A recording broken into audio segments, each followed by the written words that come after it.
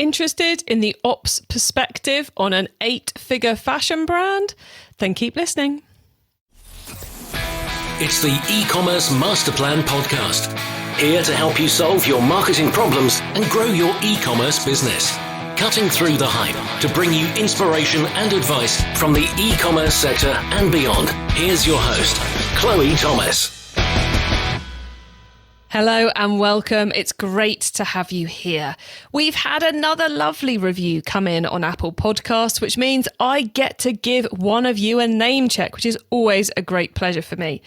This one has actually come in from our recent guest and listener, Charis from Style Swim. She says, great podcast with excellent insights. I'm absolutely hooked. Chloe is engaging, intelligent, and asks the hard stuff that makes people think. I very much enjoy as it's easy listening and high value content. Thanks again, Chloe. Well, thank you, Charis. It is awesome when our guests are also listeners. It's also awesome when you put such lovely things on Apple Podcasts for us. In today's episode, we are revisiting the story of a past guest. Yes, I've been looking back through our past episodes to find a few guests I just love to catch up with again and find out what's been going on with. We first chatted to Mark from Needle and Thread just before the pandemic hit in March 2020, episode 262 if you want to have a listen to that one, when we chatted about their move from Magento to Shopify Plus, about their overseas growth, customer service and celebrity appeal. I'm really looking forward to finding out about how they survived the pandemic, lessons learned from it, and their increased focus on sustainability. All that and more is coming up in a moment. Make sure you listen to the end of the episode so you don't miss out on my guests' top tips and my own take on this episode. Getting an online business off the ground is not easy. So if you find yourself working late, tackling a to-do list that's a mile long with your 5th cup of coffee by your side, remember, great email doesn't have to be complicated. That's what Klaviyo is for. It's the email and SMS platform built to help e-commerce brands earn more money by creating genuine customer relationships. Once you set up a free Klaviyo account, you can start sending beautiful branded messages in minutes, thanks to drag and drop design templates and built-in guidance. And with e-commerce specific recommendations and insights, you can keep growing your business as you go. Get started with a free account at klaviyo.com/masterplan. That's KLAVIYO.com/masterplan. And now to introduce today's special guest. Mark Liddington is the Chief Operating Officer at Needle and Thread, a fashion retailer selling via their own Shopify Plus website from the UK to the world. They also sell through outlets such as Selfridges, Harrods, Zalando and more. Needle and Thread launched in 2013, e-commerce sales doubled during the pandemic, and they're on track for over 20 million in sales through all channels this year. Hello, Mark. Chloe, nice to see you again. How are you? Everything okay? I'm good. It is a pleasure to be catching up with you. Our last recording was literally about 3 weeks before lockdown. So I'm guessing quite a bit happened since. What's been going on? Well, I'm definitely older. I'm hopefully a little bit wiser. And I think my understanding of the business and what the key drivers of it have certainly been either reinforced or revitalized during that period. But yeah, no, we're doing okay. Look, I think like anybody who got through the last couple of years mentally, physically, and financially from a business perspective intact is going to have, it should be positive, or at least should be moving towards a degree of positivity. And you mentioned some lessons learned. Let's dive straight into that, because I think we're now sufficiently out of the major lockdown period that we've all had time to kind of reassess and look back and reflect. What did you find were the key lessons for the business during that time? I think the first one, which you try and do as a business anyway, is to challenge the first assumptions of your business. So, you know, the world changes, the market changes, your customer changes over time. And therefore, your assumptions around what you need to do in order to connect with that customer, to provide the right service or product for that customer need to change. But obviously, when the pandemic comes up, you get the opportunity, should we call it, to rip those assumptions apart, because you have to. And you have to say, right, what is the world now? what is the world that we're dealing with? What is the customer requirement from us? So I think that was something which we'd always tried to do, but definitely had a ground up approach to it at the very start of the pandemic. I think. What else did I learn? So I come from a 20-year finance career. I've been with the business now for 4 and a bit years. So therefore I was kind of a newbie, and I think that brings some benefits to a new organization from a different industry. Not always, people are not always likely to give you a chance to move from something like finance to something like fashion. But when I came to Needle and Thread originally, my concept of brand was somewhat limited. I thought of Nike, and I thought of, Goldman Sachs and UBS and Deutsche Bank, and I thought of PwC and KPMG and all these sort of big brands, car companies, that sort of thing. But I didn't understand how you get from small to large, how you scale a brand. And I don't mean to scale a brand in terms of the operational piece or the product or the distribution or those things. I mean in terms of how do you build a brand from a small, network of customers to a much larger distribution model, and what does it take to actually build that brand? And I'm not sure I'm 100% clear, but I'm a lot clearer than I was when I joined the business, and certainly pre-pandemic. And the importance of brand and everything it brings to you. Your product and your brand are everything. And I would have said that when we spoke a few years back, but the belief in it is phenomenally higher than it was before, and the proof of it is definitely there. Well, because, Mark, correct me if I'm wrong here, but my assumption is that your Needle and Thread customers are not buying your products to wear while sitting on the sofa. So for them to be spending with you whilst all they're allowed to do is sit on the sofa, they have to think about you as more than just a solution to a problem. You're something they want, something that makes them feel more them, I suppose, which would be brand. And in an environment with so much, so yes, and thank you. I think that's true. And I think also in terms of when you're in an environment where there's a very limited opportunity set, there's a limited use case for our product, a much more limited use case for our product than there was previously, then you're still in competition with everybody else who does the same kind of thing, right? Who is trying to get in front of that customer for the same use case.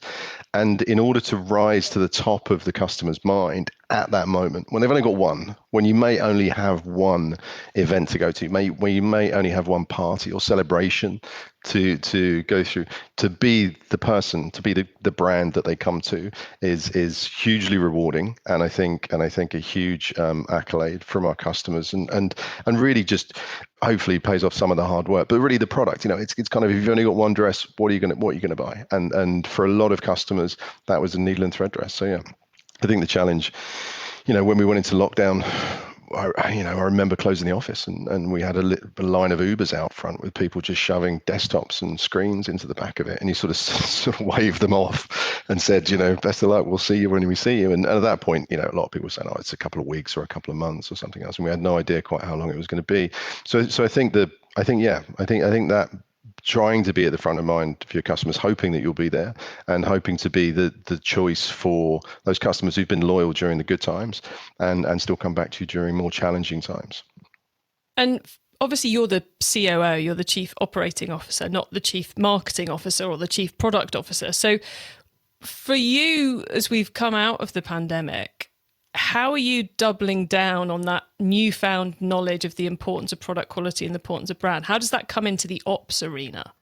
So, in a few different ways. We're not a huge business, right? We have 50 people in head office. We've got a team of 35 in India. So if you think about why our product is amazing, part of that is because we've got an in India office, which basically goes out to the factories and supply chain and makes sure that everything is perfect, right, as much as it can be. A lot of our products is very artisan, so a lot of the sequins are put on by hand. They're beading masters who have been doing this for through generations of their families, that sort of thing.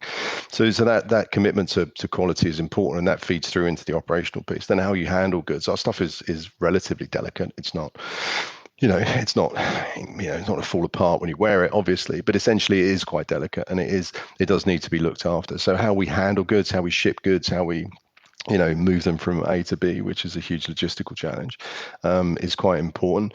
Also, who you trust with your pick and pack. We outsourced during the pandemic because it was becoming so difficult for us. So, we moved to a 3PL provider. So who you trust with that, because the product is very difficult to make and you want it to be cherished, is a key part of it. But again, in a business of 50 people in head office, we're all involved in it. I mean, I take no credit at all whatsoever for the product being incredibly beautiful and incredibly well made. My ability to differentiate between different colors is limited, right? So therefore I keep out of that. But in essence, when we talk to the design teams, when we talk to the production teams, we all talk about margin. Margin is not a finance function. Margin is a function for everybody. Like, how much are we making on it? What's the value proposition for the customer? How much do we think is the right price for it? Because it's really important for us that, and Hannah, when she set up the brand in 2013, she wanted it to be accessible. We're not fast fashion. We're not super cheap. We pay our providers, we pay our suppliers fairly and reasonably. We use quality, and we use responsibly sourced and quality materials as far as is possible. So, we're not cheap, but at the same time, Hannah wanted it to be accessible. So we pushed down on our retail prices as much as we can. And, through that, if you think about the evolution of the product, at the start of the pandemic, we went up to a UK size 18. By next month or the month after, we'll be doing a UK size 24. So again, which is one, it's inclusive. Hannah wants to dress everybody, and therefore be more available across a spectrum of different customers. But also for us, the data which we gather through ecom shows that there's an opportunity for us to do so as well. So the two sort of combine together. I like that. So basically, every element, how can the ops team and the operations side of it make the most of the work the other departments are doing, I suppose? And you mentioned that you outsourced the 3PL during the pandemic. Have you kept that outsourced, the pick and pack, or is that now back in? No, it's staying outside. I think for us and a lot of businesses go through the same. There's different pinch points in different parts of your, either production, supply chain, operational distribution setup. And once you've outsourced the 3PL, you won't put it back in. Like I don't think, I'm not heard of people who do. It just gives you the ability to scale, and it's very difficult. I mean, if you think for us, we took over more space within our own office in order to do pick and pack, because we had to socially distance everybody. If there were any cases, they needed to be, far enough away from anybody else that we didn't have to send the whole team home, et cetera, et cetera. And it was a real challenge. And I think, outsourcing that part of the challenge, trying to look at it and say, is pick and pack where we want to excel as a business? No, we want to focus on product. We want to focus on analytics. We want to focus on, providing good customer service. So the customer service still sits with us because we want to make sure that we own that messaging. But the actual pick and pack, other people do it better. So we outsourced, and we will stay outsourced.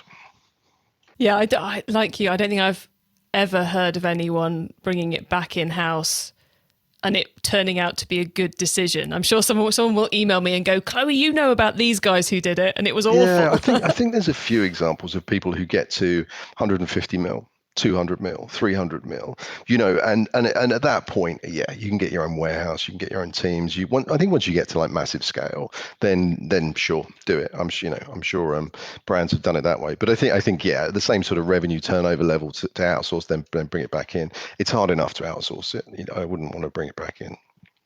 Yeah, it's I was saying on another podcast episode recently that changing 3PL or changing your warehousing setup is as big a challenge as building a new website. It's not to be taken lightly. Yeah, not to turn this into like sort of logistics and operational stuff, but we did it in 4.5 weeks just before cyber.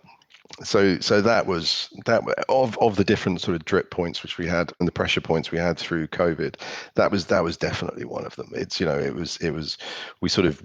knew we had to do it. We found somebody who'd partner with us, and we did it in 4.5 weeks. And I was at the office for about a week of that. So yeah, but it's good. I think the truth of it is, everybody tells you that when you outsource that particular function, you've got to be really careful, because there's a lot of unexpected things which will come up which you need to deal with, and that's definitely true. I think you still need some resource internally to make sure that you're managing your 3PL, but the benefits are huge.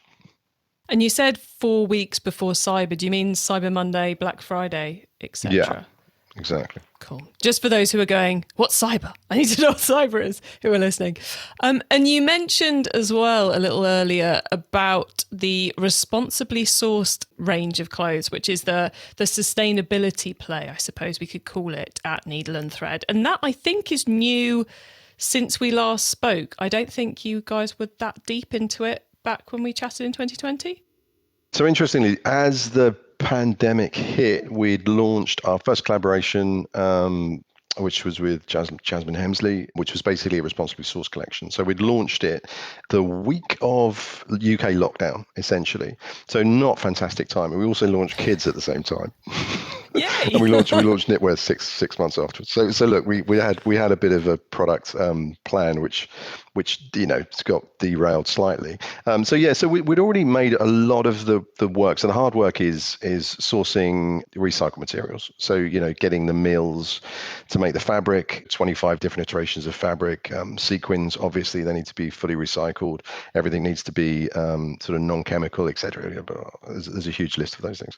So we've done a lot of the work of it, and then it became absolutely impossible because our supply chain, 85% of it is in India, and although Europe felt the first wave of the pandemic, the subsequent, I think we all remember seeing on TV, the impact which it had in India. I mean, our factories around Delhi was horrific, and watching that and then trying to push through and say, well, we've got a responsibly sourced agenda at the same time, just wasn't really an option at the time. So it took a bit of a backseat. The good thing is once you've done a lot of the hard work, once you've gone through the audit process, we work with Positive Luxury, who basically audit a lot of what we do, but we've got a lot of in-territory auditors as well who go through and essentially check that what's supposed to be happening is happening.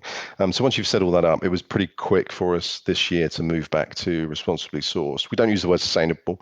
I think it's difficult to put yourself on a pedestal certainly within the fashion business and say, hey, we're sustainable by us. We don't use that term anywhere, understandably. But responsibly sourced for us is it's much more than just the product, but I think from a customer's perspective, they often focus on the product piece. And as of last month before, 75% of our collections were responsibly sourced, which means that, non-virgin plastics. So anything which is, sort of polyester made all comes from recycled bottles or recycled plastics elsewhere. So it closes the loop in terms of using virgin products.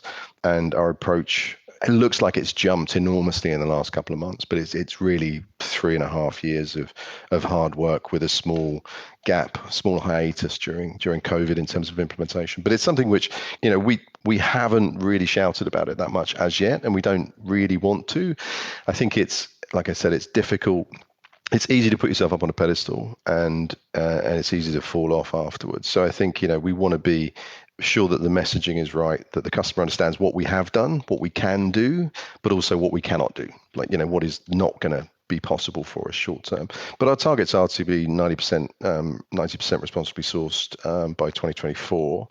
And again, it's important for the customer. I think it's important for Hannah as leader of the business, as a CEO, but it's really interesting the impact it has on the team within the business and the amount of energy and excitement. It's a lot of work, I can tell you that much. So you need a bit of energy and excitement around it, but also how much it galvanizes the team to get behind initiatives like that, because they really feel like it's moving not just the business forward, but it's also, helping out a very small part, but essentially doing what we can.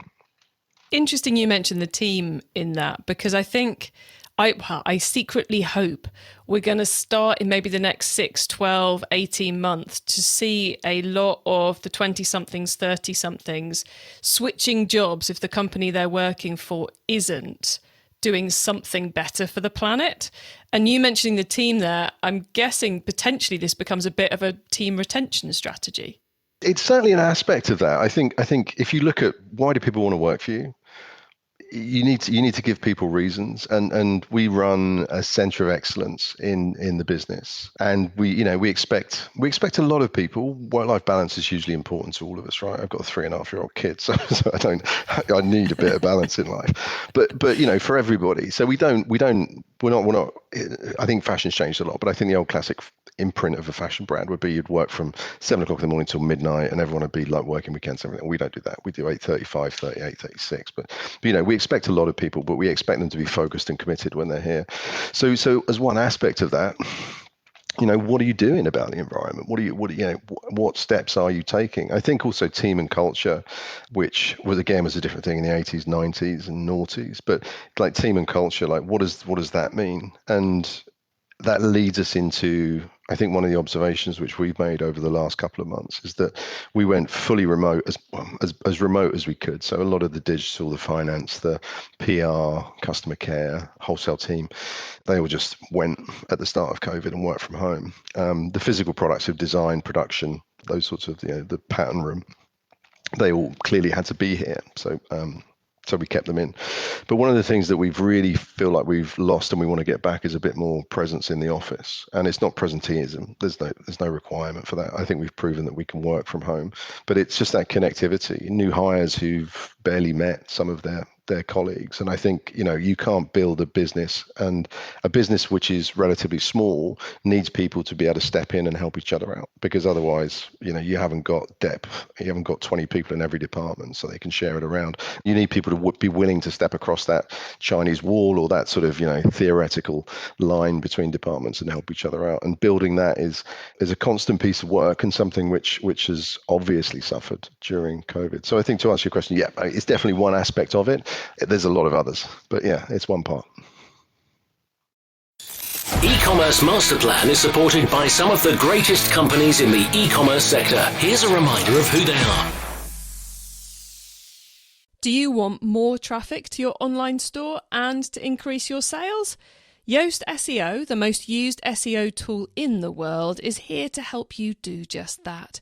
It's your personal coach for writing product descriptions that rank high in the search engines, and it takes care of your technical SEO automatically. With Yoast SEO installed on your Shopify or WooCommerce site, you will increase your chances on rich results, quickly optimize your meta tags, and beat your competitors. I use Yoast to improve the SEO across all our websites, and you can join me now and install Yoast SEO for Shopify or WooCommerce today. Just go to ecmp.info/Yoast to sign up. That's ecmp for e-commerce masterplan.info/YOAST. So ecmp.info/YOAST. I want to tell you about SendCloud. Today's online customers have been trained to expect flexible, frictionless shipping with every purchase, from checkout all the way through to returns. SendCloud lets all of you access the same logistics power as a major online retailer. With SendCloud, you can connect to over 80 carriers and 50 integrations in seconds, process orders automatically, print labels in bulk, generate customs forms along with those labels, create branded tracking updates, and set up your own hassle-free returns portal. Plus, there's all the data you need to optimize everything. Over 23,000 businesses already love shipping with SendCloud.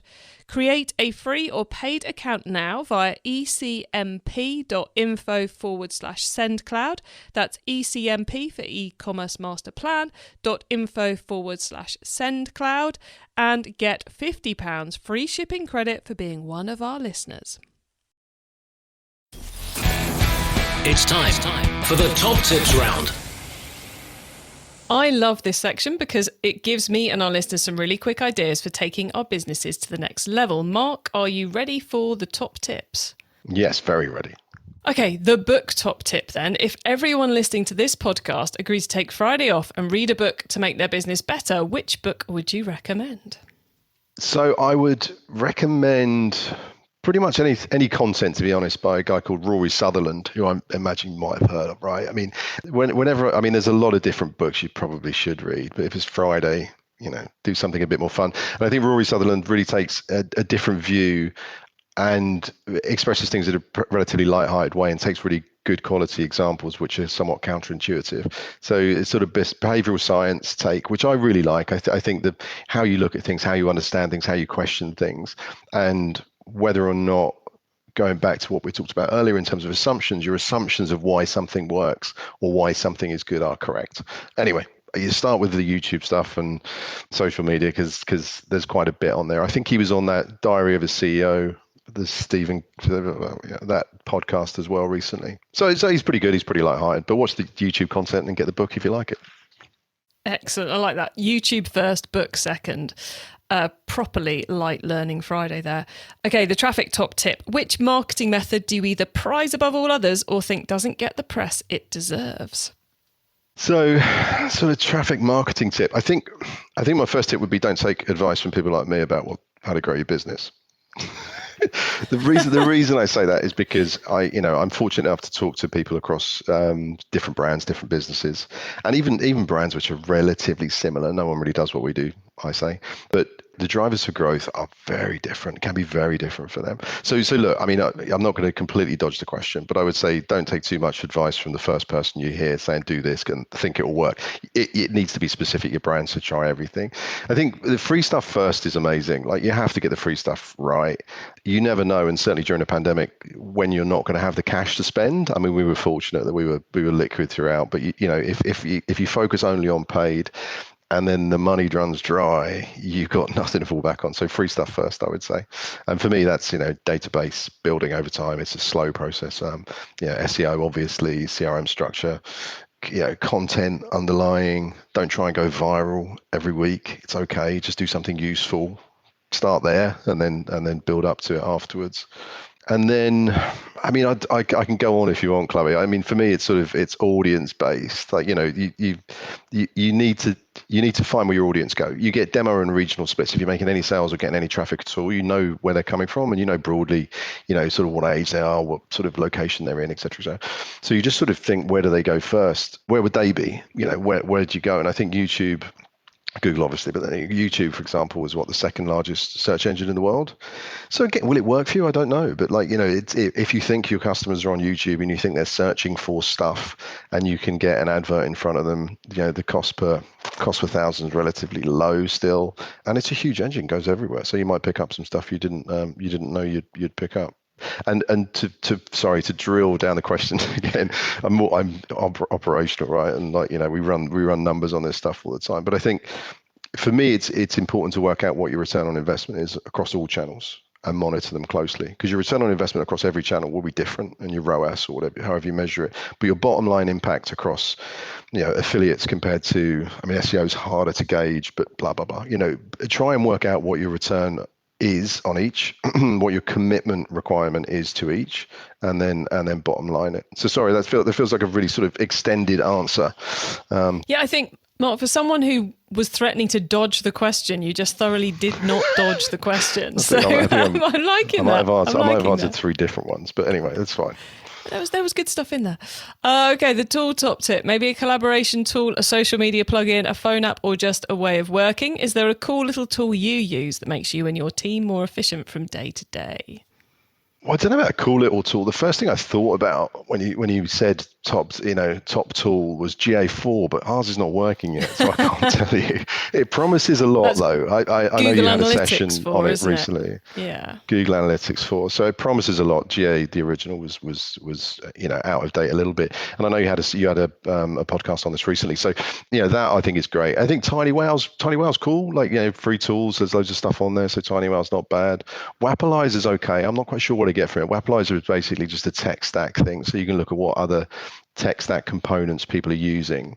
It kind of works. It's sort of interesting. I'm not sure what I get from it, but I sort of look at that occasionally. And then Answer the Public. I don't know. Again, that's visual search insights, which again, I'm not convinced. Try it and see if you like it. But I find it quite cool. You can basically type in a search term and it will show you all of the who, how, why, whats of Google from that. So those are the ones I'd say.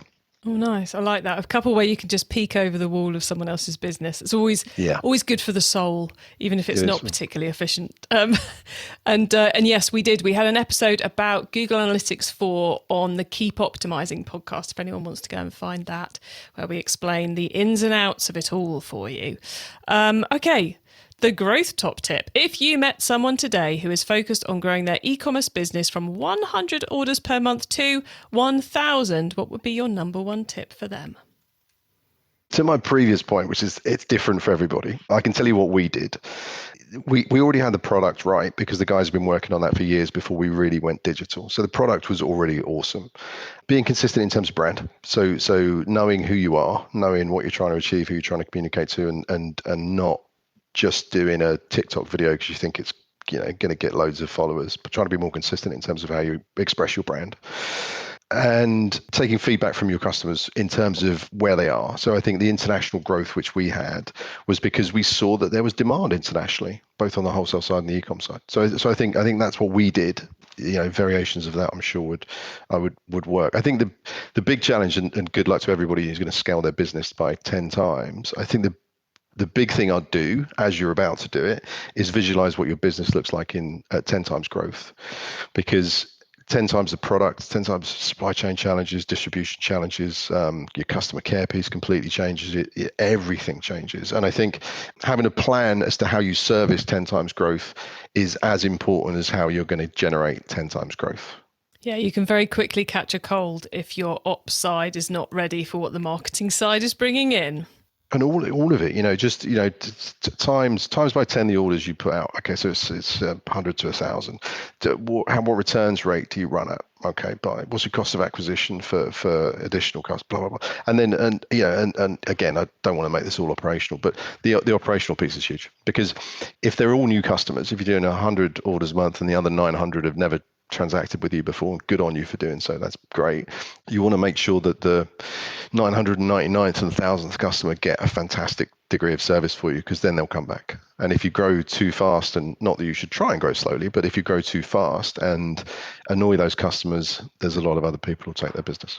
Yeah, fast growth you are not ready for is a massive headache. Yeah. Well, Mark, it has been lovely hanging out with you again. Before we say goodbye, could you please let the listeners know where they can find you and your business on the web and social media, please? So www.needleandthread.com. There's a few international variants, but they'll redirect you to the right one. And then on Instagram, Needle and Thread London, Facebook, Needle and Thread, and anywhere else you can find us, let me know. Excellent. Well, Mark, as I said, it's been lovely catching up with you and getting a really nicely opsy angle on what's been going on over the last 2 years and hearing what's been happening at Needle and Thread. So thank you so much for coming back and joining us again on the podcast. Not a problem. It's been a pleasure, Chloe. Thanks a lot for your time.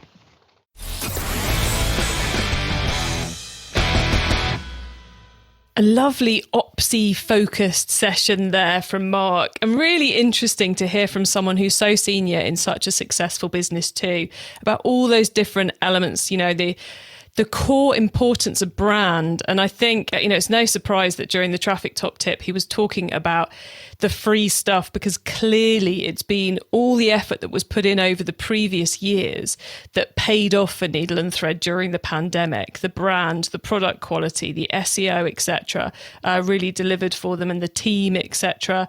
I thought the bit about team and work-life balance was really interesting too. So loads of good bits in there for you.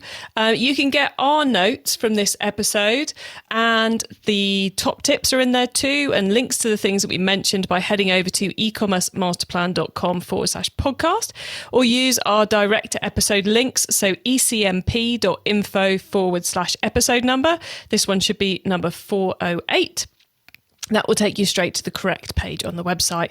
Once you're on the website, make sure you add yourself to our email list so you don't miss out on any of the other things I share to help you improve your business. And if you liked this episode, then you can check out all of our fashion episodes at ecmp.info/fashion. You'll find them all, including our first chat with Mark.